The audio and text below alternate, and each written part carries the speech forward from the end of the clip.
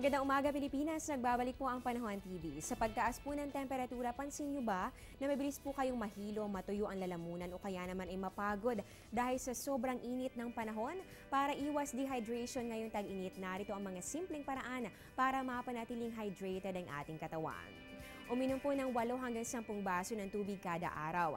Next, kumain din po tayo ng mga water-rich fruits and vegetables tulad na lamang ng ubas, pinya at ganun din ang pakwan. Mahalaga rin po ang pagkakaroon ng regular na ehersisyo o physical activities para maparami rin po ang liquid intake o konsumo ng tubig ng ating katawan. So tandaan po natin ang mga tips sa ito para manatiling hydrated ang ating katawan ngayong hot and dry season. Sa puntong ito naman po, i-check po natin ang inaasahang agwat ng temperatura sa iba't ibang bahagi ng ating bansa. Unahin po natin sa Luzon. Para po sa Baguio City, masarap pa rin po magpalamig dito dahil meron po kayong 15 to 24 degrees Celsius. Habang dito naman sa bahagi po ng Olonga po at ganoon din ng Puerto Princesa, inaasahan po natin ng 25 to 32 degrees Celsius. Dito naman tayo sa Visayas. Para po dito sa Iloilo at sa Bacolod, inaasahan po natin ang 24 to 33 degrees Celsius. Habang dito naman sa bahagi po ng Tacloban, inaasahan po natin ang mainit na panahon sa 26 to 32 degrees Celsius. At panghuli po natin sa Mindanao area, dyan po sa Metro Davao, meron po kayong 25 to 33 degrees Celsius at inaasahan naman din po natin ang pagkakaroon ng magandang panahon. Dito naman sa Cagayan de Oro, asahan po ninyo ang 23 to 32 degrees Celsius. At kaugnay po ng temperatura, ngayong pag-usapan naman po natin itong heat index. Ang heat index ay ang indikasyon ng temperatura o init na nararamdaman ng ating katawan. Ang mataas na air temperature at relative humidity ay nagbibigay ng mataas na heat index. At ayon po sa Pag-asa, ang direktang pagbababad sa sikat ng araw ay nagpapataas rin ng heat index. Malaki rin po ang maaaring maging epekto ng heat index sa ating kalusugan. So kapag umabot na po ng 27 to 32 degrees Celsius, dapat nang mag-ingat dahil maaaring maranasan ng fatigue at heat cramps. Kapag umabot naman ng 32 to 41 degrees Celsius, dobling pag-iingat ang kailangan dahil posible nang magkaroon ng heat cramps, heat exhaustion at ganoon din ng heat stroke. Next, kapag naman po 41 to 54 degrees Celsius, indikasyon na po ito ng panganib.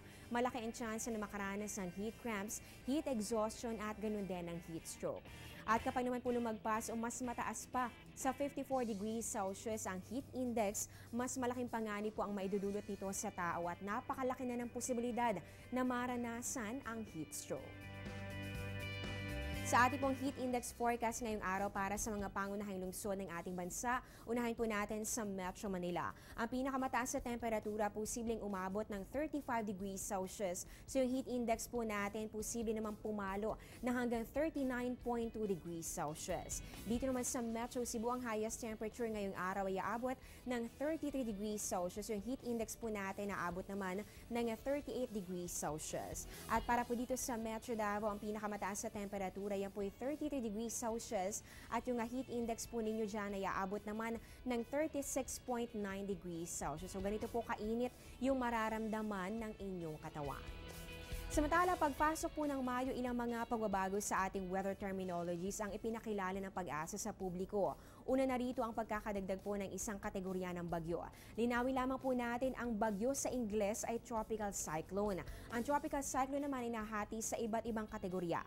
Noong mga nakalipas sa taon, 3 klasifikasyon lamang ang ginagamit ng Pag-asa sa kanilang mga ulat panahon. Ang tropical depression, yan po ay merong lakas ng hangin na abot ng 61 kilometers per hour or less, habang yung tropical storm naman, yan po ay sa pagitan ng 62 to 117 kilometers per hour at yung typhoon naman 118 to 220 kilometers per hour. Ngunit matapos nga ang pananalasan ng bagyong Yolanda noong taong 2013, napagdesisyonan po ng Pag-asa na gamitin na rin ang term na super typhoon.